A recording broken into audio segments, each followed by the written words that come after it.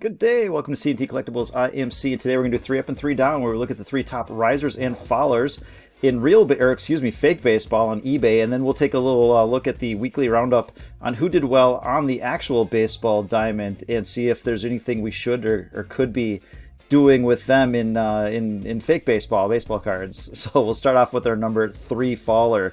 Over the past week, data is from Card Ladder, and that is the 2018 Bowman's Best Refractor, Juan Soto, and a PSA 10. You had your consolidation at the top and then immediately dropped down one sale, down 40% for the week. And so a little unfair here. It wasn't a lot of warning here, a slight compression, but it looks like prices were holding. But as thinly as this is trading, what do you do here? One sale could push it up and one sale could bring it back down, and chose the latter here. So it's at an area of support where there was a buy here, but again, it could really go either way here. You're looking at 50, 80 bucks on the downside, which seems really cheap for a PSA 10 refractor for Juan Soto. He will get it going, right? Or you could see the next purchase bring it back up to this level, and if it's not able to come back up above this, then it is it's probably a sell if it stops right in here. But again, as thinly as it's traded, who the heck knows? Our number 3 riser for the week. What's wrong with you people here? PSA 10, not refractor, up 88% for the week. So uptrend broken, downtrend, and you're at the top of the range here and on very little volume. So if it came back a little bit, typically what you see out of these things is the risers are the fallers the next week and the fallers are the risers. And so that's why we do this, just trying to see if there's any opportunities here. If you're holding this card, multiples of them, and you're looking to ditch them, sure, seems like a decent spot here. If you're looking to buy, just be patient and see what happens on this one. But yeah, monster move on the week for the Bowman's Best. Who would have thought that either the refractor or the regular would be so divergent? So weird deal, weird times. All right, our number 2 faller for the week is the Bowman's Chrome Draft Refractor Mike Trout in a BGS 9.5. The PSA 9s and 10s actually held up pretty well, so there's just one BGS 9, and it got sold hard, so down 42% for the week, and it's just consolidating here, bottom of the range. So again, the fallers are usually more interesting than the risers here, so let's see what happens here, but the next sale could bring it up a little bit here. All right, our number 2 riser for the week is Marco Luciano in a PSA 9. This is Prospects Chrome. So last Friday we actually looked at his PSA 10, and we'll look at that in a second here. Updated that chart here, but in a downtrend. So at the bottom of the range, getting a bump here, so you could see a little bit more. So Marco Luciano, what you see in baseball typically is things go really well up to the season, and then the rubber meets the road, and players have to perform for their cards to do well, i.e. Acuna, Vlad, all that good stuff. But the prospects, it's still a world of mystery, and there's still a lot of interest. And so this is a guy that will quickly move up the prospect charts as other people get called up. And so you'll see that hype, and he could maintain those prices because of the hype and the unknown here. So again, slightly trending down here, but at a decent enough area for the PSA 9 that I think you probably, even at this price, you probably just want shares of him, because next year as the season approaches, this is one of the guys that could go nuts. All right, enough jibber jabber. He's up 100% in last week. Our number, I forget what number this is. Oh no, we're just gonna look at the 10 here. So last week it said it looks like prices are compressing down, but it's holding its level of support here, and someone agreed, and you saw a couple of sales quickly push it back up, but a little false breakout here, so you could see that come down just a little bit. But as long as you're above this trend line, then you're okay. Honestly, I think if you're patient, you could see something in here if the whole market just collapses, not just most of the market, everything, not just the prospects. They seem to be holding in all right here, but you could have a nice buying opportunity in this area here. But as long as you're up this, then you'll have to consider it in a bullish trend here. All right, moving on to our number. I think this is our number 1 or 2 faller. I'll put the number up here, so I'm just showing my memory or lack thereof here. So down 51% for the week. Mookie Betts 2014 Bowman Prospects. This is the PSA 10 base. So the chromes are a little bit more expensive, but this is at coming down to a decent price for Mookie. I get it, slow start, but I think that's short-sighted stuff here. So you had your consolidation, which is indecision, and people decided it's a lousy enough start to the season that we're selling them, and so that's one drop here. And so I think this is a pretty interesting spot for Mookie here. You could see it move back up into that 200 something area. If you see it come, let me just say this, I don't know what's going to happen. If it comes back up to here and cannot get back into this range, that is a sell because it comes back down. And so above this is bullish, but you want to buy closer to this area if at all possible. Its current price is $144. You could see something in that 120 area, and I think that's where maybe you see a little bit more interest. Right now, no man's landish, but it's Mookie. If you don't have a Mookie, look for a Mookie. All right.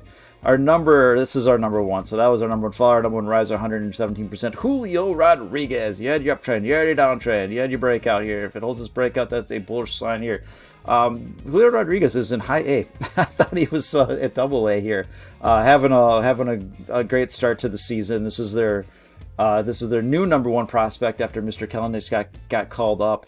It might be a better prospect than the Gerrit Cole. So we'll see what happens. But you look at like Rodriguez and Marco Luciano, it's like those are going to be your big dogs next year, and they should those prices should hold up relatively well if people are still have that appetite for risk prospecting for the minors. So all right, let's take a little roundup on players that are in the majors, and maybe they didn't do so well on eBay, but they did well on the actual diamond, which should count for something here. I'm going to pause 1 second and move myself out of the way here. So nothing on card ladder for Gerrit Cole, but Star Stock has us covered here. So Gerrit Cole, 1 game start, 1 win, 8 innings pitched, 4 hits, 12 strikeouts. So monster week.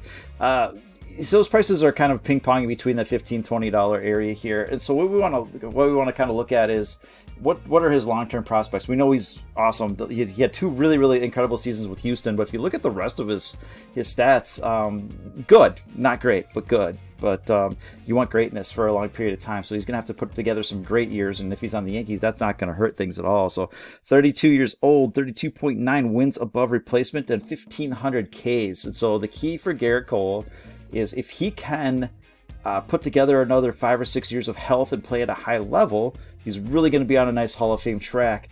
And what I'm looking for, what I see now is that you look at like guys like Verlander, their base cards, they're going for $40-$50, and so you could maybe double your money over the next 5 years. Is it that interesting?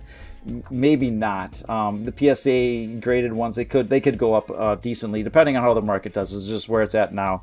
If the market hits spin tanking, if it continues to kind of do that, then we have to reprice everything and change our thinking. But for a guy on a potential Hall of Fame track, especially if he does this for a few more years, this is probably an interesting enough price. And so not a whole lot of movement on this one, so you might get bored, but there's sometimes the exciting ones don't work out so well. All right, let's move on to Trevor Bauer, who had a game start, 1 win, 7 inning pitch, 2 hits, 10 strikeouts.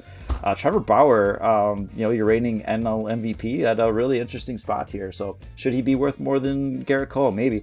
This guy's got a rubber arm and can probably pitch forever. So there's something to that as well. But Trevor Bauer, I would say the way he's going, pitchers, the good ones get better as they age here, and he seems to be doing that. So you hold this, you buy Trevor Bauer. So is that a really interesting spot? Leaks below, then yeah, you got a little bit of downside here. Currently sitting at $18. Maybe you could see 10 on the downside. But the where it's standing right now, it's like, shoot, take a shot on Trevor Bauer if you're into the pitcher thing here. So Freddy Peralta, I think this one's actually really, really interesting here. So Freddy Peralta. What did he do last week? 2 games started, 2 wins, 13 innings pitched, 3 hits, 16 strikeouts. He's been a monster this year, and this is a top 5 pitcher as it stands. And the thing that's the most interesting is he is not 25 years old yet. So what you're looking for all these guys, can you come up early, can you produce? And he's doing exactly that. And right now, you can get him for 50 cents. And the way that he's going, it's like that's the kind of gamble you want to take here. You want to take a shot on something. Here's a guy that's really proven himself. 2.77 ERA this year. He's got an xFIP of about 3.33, so he's not pitching even with the he's outperforming some metrics. But overall, even if he regresses to his mean, that's a really good season still. 3.33 average. He's got striking out 14 per 9. This is Shane Bieber last year is what he's doing here. So you look at what Shane Bieber did, and if Freddy Peralta can keep that up, then these prices can really go. So I think that's a super interesting price for a player. He's in Milwaukee, so that can he love. But Shane Bieber's on Cleveland and got love. So it's out there. It could certainly happen. So for your pitcher, those are your some of your better pitchers for the week. Let's look at a couple of hitters. And Mr. Aaron Judge had himself a week here, 12 for 21 with, I put it up here, 4 home runs and 6 ribbies. And so he's just had this consolidation, little fake breakdown, fake break back in and back down. And so people are just nervous about his health, I think, or at least I'm people. I'm nervous about his health. And so we'll see kind of how that works out. If he can stay healthy, he's a beast. We know that. So he and Stanton could really be the keys here. So stay healthy, and Yankees could be extremely exciting. So in this area, there's a decent enough buying, and even if it drifts a little bit lower, that $70 area, decent enough buying. So it's in a spot here. Current price $112. It's risky because of his health, not because of his on-the-field performance. If he's on the field, he does. He's a monster. So, all right, another player that did well this week, pointed him out on Friday, and he didn't hurt himself over the weekend at all. So Kyle Tucker, 10 for 25, 3 home runs, 7 ribbies for the week here. And so this is an interesting spot, and then there hasn't been any change since Friday at all. Had this nice move up on that big week, and so can he repeat that big week? Probably not. But I think he's a good player, and it looks like hopefully he's breaking out and keep it going just a little bit here. We'll dig in a little bit on him some other time here. Look at his strikeout rates, batted ball profile, all that kind of stuff. He's been good for a really long time. So could he be putting it together? If you can get him for $4 or $5, I think you are. I think that's reasonable. You can get it closer to 3. That's amazing. So, well, not amazing. I mean, there's way more things amazing than getting a Kyle Tucker rookie. So it would be favorable. Let's go with the hat. So, and then Josh Fuentes will round it out. Wrap it up here with Josh Fuentes, and he had himself a nice week for Colorado. This is your first third baseman type player, and your corner guy. 11 for 22, 500 average, 2 home runs, and 13 RBI. So monster week for Josh Fuentes. If you have him in fantasy, terrific. As far as for baseball cards, you got to pop. And the first thing that stands out, and this is really easy, 28 years old, and this is the most he's ever played, 37 games. So right there for me, at best, he's in the trading basket. I'm just not that darn interested. So his batting profile is, all this looks like is you have really, really good weeks. So it worked out for whoever had him on rosters. And if you have his cards and you got it in here, go ahead and dump it. But it's just not one that I'm terribly interested in here. Nothing against him personally. I'm sure he's a great guy and he's in the majors, so I got to respect that. But anything beyond that, not so much. So, all right, that's what I got for you. Have a great rest of the day, and we'll talk to you later. Bye.